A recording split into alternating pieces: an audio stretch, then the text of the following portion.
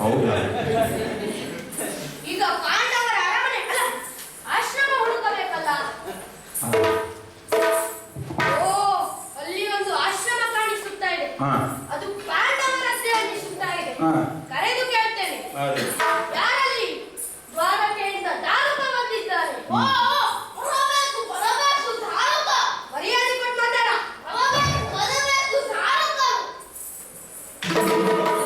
ಇಲ್ಲಿ ಕರು ಇಲ್ಲ ದನು ಇಲ್ಲ, ಬರೀ ಕುದುರೆ ಮಾತ್ರ. ಬನ್ನಿ ಬನ್ನಿ. ಬಂದೆ ಬಂದೆ ಬಂದೆ. ಎಲ್ಲಿ? ಕೃಷ್ಣ ರಥದಲ್ಲಿಯೇ ಕುಳಿತಿದ್ದಾನೆ. ರಥದಲ್ಲಿ ಯಾರೂ ಇಲ್ಲ. ಬಂದದ್ದು ನಾನು ಒಬ್ಬನೇ. ಬಡವರ ಮನೆಗೆ ಭಾಗೀರಥಿ ಬಂದ ಹಾಗೆ ಬಂದಿದ್ದೇನೆ. ಆತಿಥ್ಯಕ್ಕೆ ಕೊರತೆಯಾದರೂ ಉಪಚಾರದ ಮಾತಾದರೂ ಇರಬೇಕು. ಬೆಲ್ಲಕ್ಕೆ ಕೊರತೆಯಾದರೂ ಬೆಲ್ಲದಂತಹ ಮಾತಿಗೆ ಕೊರತೆಯಾಗಬಾರದಂತೆ. ಬಂದವ ರಾಯಭಾರಿ ಎಂಬ ಕಲ್ಪನೆ ಇರಬೇಕು. ವಿಷಯ ಹೀಗಿದೆ. ಎಲ್ಲ ಕ್ಷೇಮವೇ? ಪ್ರಯಾಣ ಸುಖಕರವಿದ್ದೆ?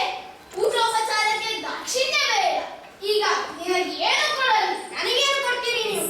ನಾನು ತಿನ್ನುವಷ್ಟು ಕೊಡ್ಲಿಕ್ಕಾಗ್ತದೆ ನಿಮ್ಮ ಹತ್ರ? ನಾನೇ ನಿಮಗೆ ಕೊಡುವುದಕ್ಕೆ ಬೇಕಾದದ್ದನ್ನು ತಂದಿದ್ದೇನೆ. ಇಲ್ಲಿ 2 ಅಕ್ಷರ ಓದಲಿಕ್ಕೆ ಯಾರಿಗೆ ಬರ್ತದೆ? 2 ಅಕ್ಷರ ಬರುವುದಿಲ್ಲ. ಇಗೋ, ಇದು ಕೃಷ್ಣನ ನಿರೂಪ. ಇದರಲ್ಲಿ ಎಲ್ಲ ಕ್ಷೇಮ ಸಮಾಚಾರಗಳಿವೆ. ಬೇಗ ಓದಿ ಉತ್ತರ ಹೇಳಿ.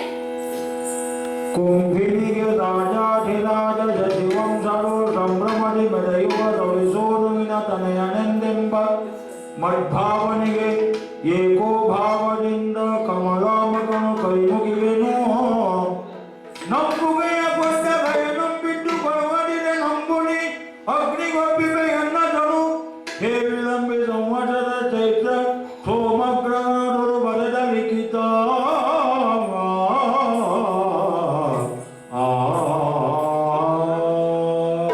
ಪ್ರೀತಿಯಿಂದ ಪತ್ರ ಬರೆದಿದ್ದಾನೆ ಕೃಷ್ಣ. ಗಯನನ್ನು ಒಪ್ಪಿಸದೇ ಇದ್ದರೆ ಅಗ್ನಿಗೆ ತನ್ನ ದೇಹವನ್ನು ಸಮರ್ಪಿಸುತ್ತಾನಂತೆ. ದಾರುಕ, ಇಲ್ಲಿ ನನಗೆ ಕೃಷ್ಣನ ನಿರೂಪವನ್ನು ಕೊಡೋದಕ್ಕೆ ಧನ್ಯವಾದ. ಈಗ ನಿಮಗೆ ಊಟಕ್ಕೆ ಹೇಳಬಹುದೇ? ನೀವೆಲ್ಲ ಯಾವ ಕಿಂಚಿತ್ ಶಾಲೆಯಲ್ಲಿ ಓದಿದ್ದು? ಒಂದು ವಾಕ್ಯದಲ್ಲಿ ವಾಕ್ಯಾರ್ಥ ಒಂದಿರುತ್ತದೆ, ಸೂಚ್ಯಾರ್ಥ ಒಂದಿರುತ್ತದೆ. ವಾಚ್ಯಾರ್ಥ ಹೇಳಿದ್ದು, ಸೂಚ್ಯಾರ್ಥ ಹೇಳದೇ ಇದ್ದದ್ದು. ಮನೆಗೆ ಬಂದ ಅತಿಥಿ